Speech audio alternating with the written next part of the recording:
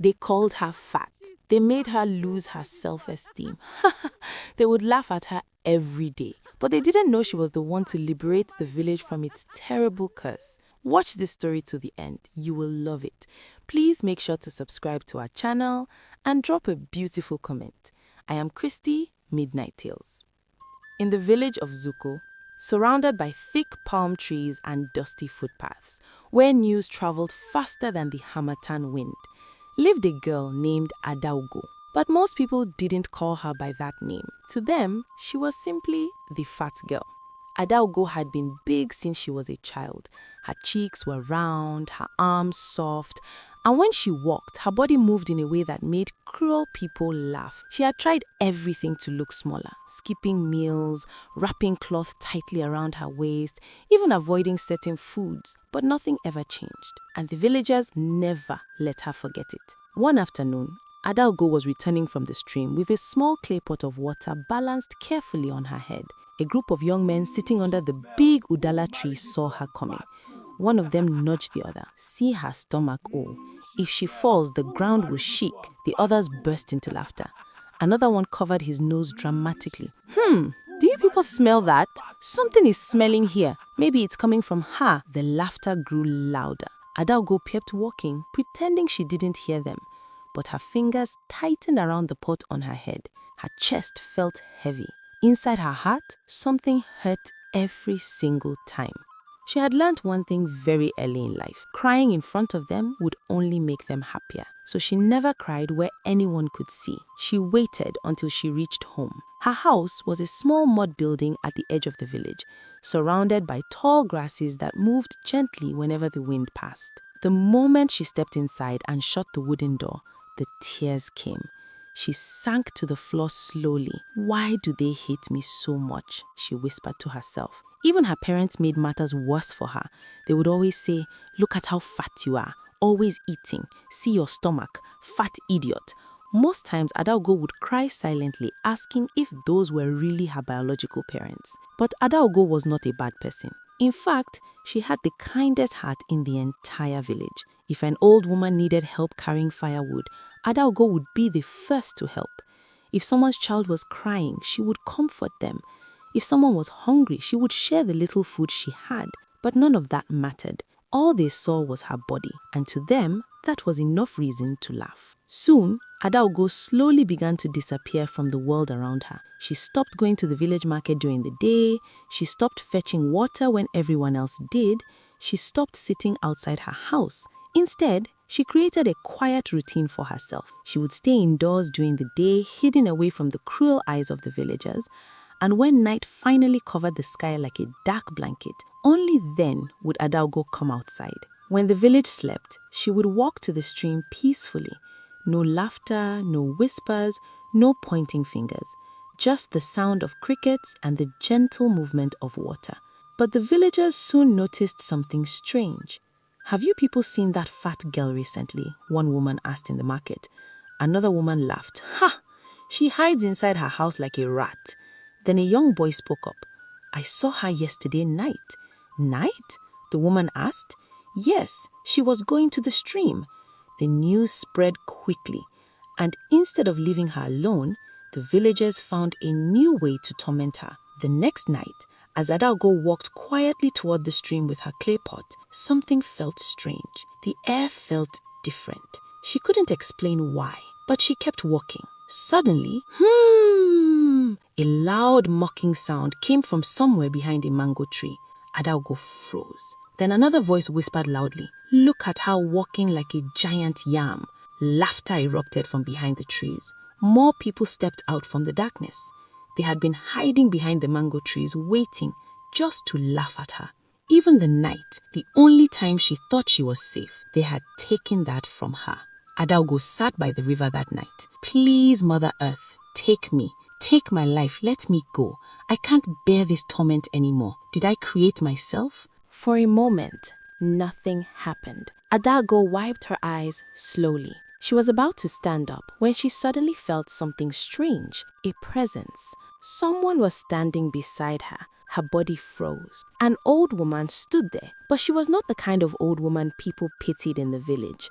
This woman looked old but powerful. Adaugo jumped back in fear. Who are you? She stammered. Where did you come from? The old woman smiled gently. Do not fear, my child.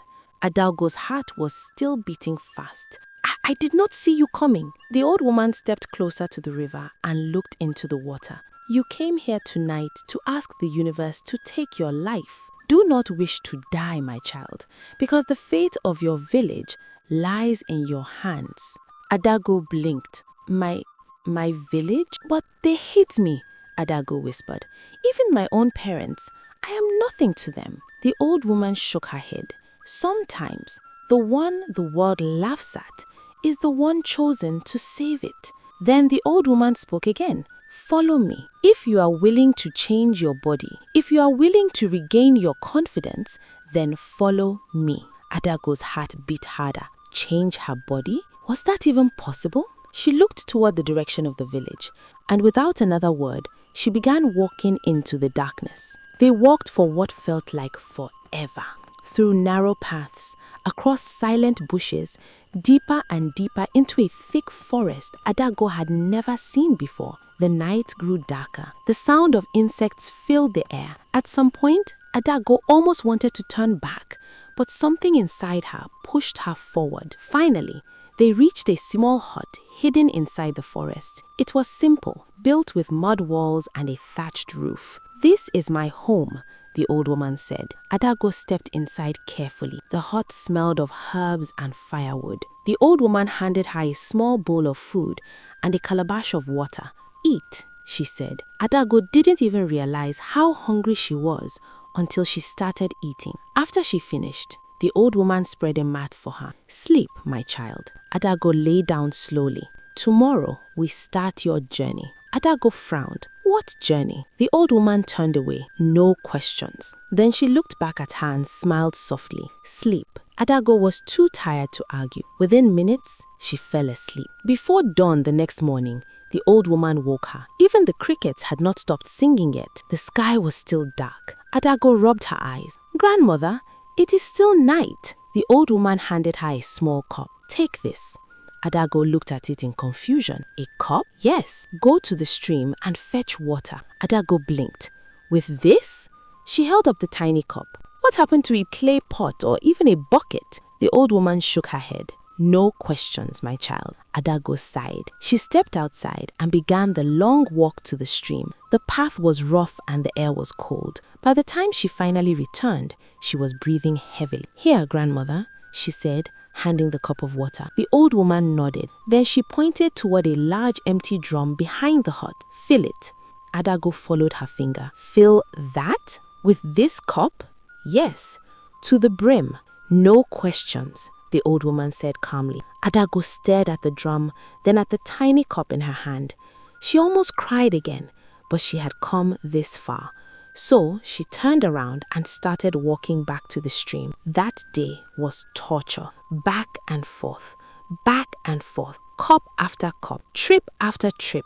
Her legs burned, her back ached, her feet hurt. By the time the drum was finally full, the sun was already setting. Adaugo collapsed to the ground and burst into tears. What kind of punishment is this? She cried. The old woman simply watched her quietly. The next day, the same thing happened, and the next, for weeks, then months, 4 whole months, every single day, back and forth, cup after cup. Adaugo didn't notice something slowly changing. Her body was getting lighter. Her steps were becoming stronger. Her breathing was improving. Her strength was growing. Until one morning, in the 4th month, the old woman handed her a small mirror. Adaugo looked at herself and gasped. Her eyes widened. Grandmother! She touched her face, her body, her waist. The heavy weight she once carried had reduced. Tears filled her eyes again, but this time they were not tears of pain. Thank you, grandmother, she whispered. I never knew I could do this. You helped me. The old woman smiled softly. No, my child, you helped yourself. Then she stood up. It is time, Adaugo frowned. Time for what? For you to return home. The joy on Adaugo's face disappeared instantly. No, she said quickly. I cannot go back there. They mocked me. They laughed at me. They humiliated me. I don't want to see them again." The old woman looked at her carefully. "The fate of your village lies in your hands." Adaugo was silent. Then the old woman brought out a small clay pot and placed it in her hands. It looked ordinary, but it felt strangely warm. "My child, whatever you say to this pot, it will do for you.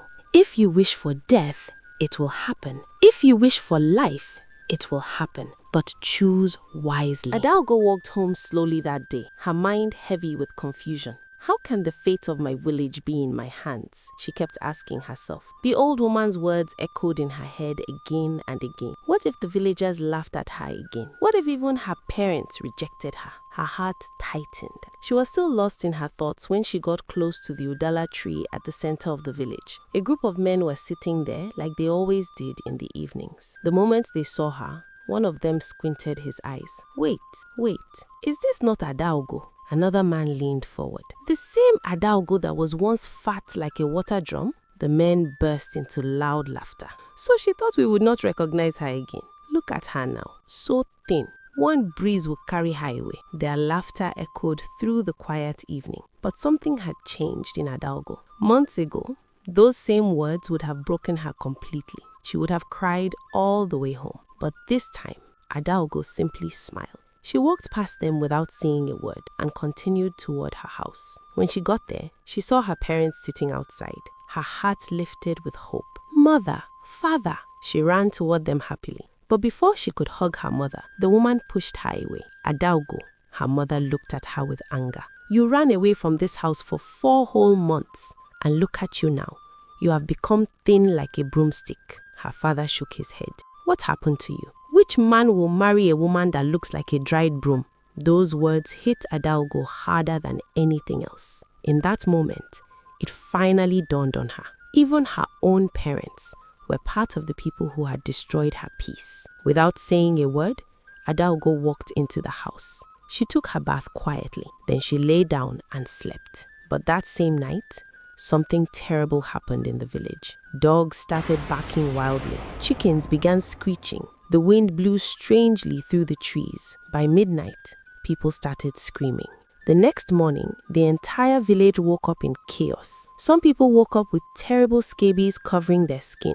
Some had swollen stomachs that made them scream in pain. Some found their livestock dead. Others discovered that their crops had dried overnight. Before noon that day, people began dying suddenly. Even Adaugo's parents were not spared from the strange sickness. Within days, the whole village was suffering. And the most frightening part, everyone was affected except Adaugo. Weeks passed, then months. The sickness kept spreading. The deaths continued. Finally, the elders of the village became terrified.